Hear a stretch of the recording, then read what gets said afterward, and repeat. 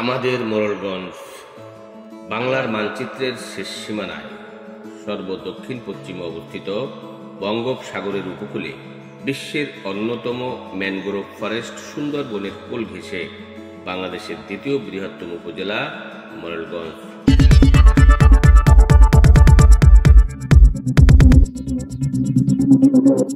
সমুদ্র সুন্দরবন ইতিহাস ঐতিহ্যের নিদর্শন। পর্যটন স্থল বাগেরহাট জেলার অন্যতম একটি উপজেলা, যা ইংরেজ শাসনামলে সেলিমাবাদ ও সুন্দরবন নামে দুটি পরগনায় বিভক্ত ছিল।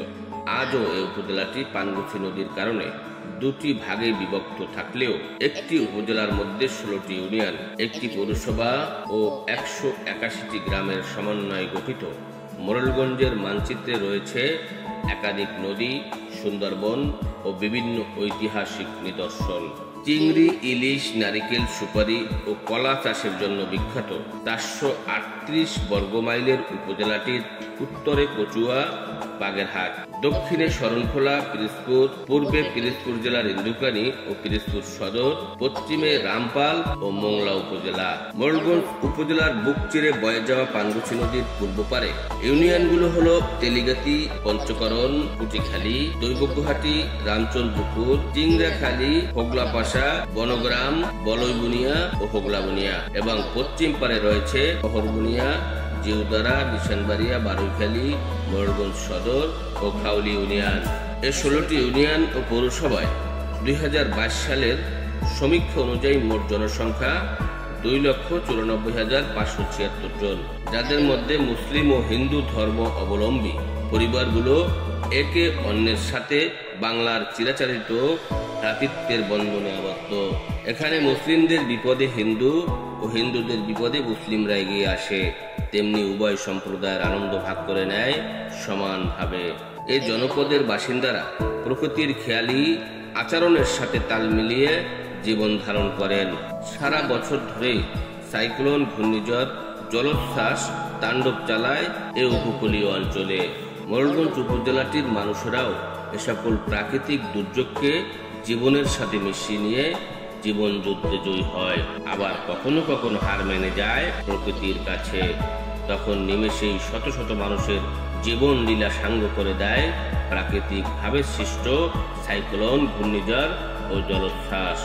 এই উপজেলাটি পানগুছি, ভোলা, বলেশ্বর, বিষখালী ও বলইবুনিয়া নদীতে বেষ্টিত রয়েছে। এর বেশিরভাগ নদীর পানি লবণাক্ত এবং গভীর নলকূপেও মিষ্টি পানির সন্ধান মেলে না এই উপজেলার এরিয়ার মধ্যে। তাই শুকনো মৌসুমে খাবার পানির সংকটে মানুষ দিশেহারা হয়, আবার বর্ষা মৌসুমে পানির চাপে ঘর বাড়ি তলিয়ে বিপাকে পড়ে যায় এ অঞ্চলের মানুষ। পানগুছি নদীর পশ্চিম তীরে 6টি ইউনিয়ন ও পূর্ব পারে হোগলাবুনিয়া ইউনিয়নের নদীর তীরবর্তী বাসিন্দারা জোয়ার ভাটার খবর রাখেন সর্বসময়। চুলোর মধ্যে পানি ওঠার পূর্বেই রান্না বান্না শেষ করে নেয় নদীর তীরবর্তী বাসিন্দাদের মায়েরা। এসব এলাকায় কাঁচা পাকা রাস্তা করা মানে হলো নদীতে ভরাট দেয়া। আজ যেখানে পাকা রাস্তা, কাল সেখানে বাঁশের সাঁকো। অনেক স্থানে পানগুছি নদীর অব্যাহত ভাঙন ভিটে মাটিহীন করেছে হাজার হাজার পরিবারকে। প্রকৃতির পরীক্ষায় হার মেনে স্থানান্তরিত হয়েছে কয়েক হাজার বাসিন্দা। নদীর এপার কয়ে ছাড়িয়া নিঃশ্বাস, ওপারেতে যত সুখ আমার বিশ্বাস। এক পারের জমিন ভেঙে অন্য পারে জমা করে বিশাল আকারের চর সৃষ্টি করে দেয় পানগুছি নদী। এজন্য সৃষ্টিকর্তার এক বিস্ময়কর লীলা। এ সকল ভাঙা গড়া, জোয়ার ভাটার পানির সাথে লুকোচুরি, নদীর অনবরত ঢেউ খেলা, তীব্র গরমে নদীর তীরে বাতাসের প্রশান্তি, নদীতে জাহাজ চলা, নৌকা ভ্রমণ ইত্যাদি এ উপজেলার মানুষের জীবনেরই একটি অংশ।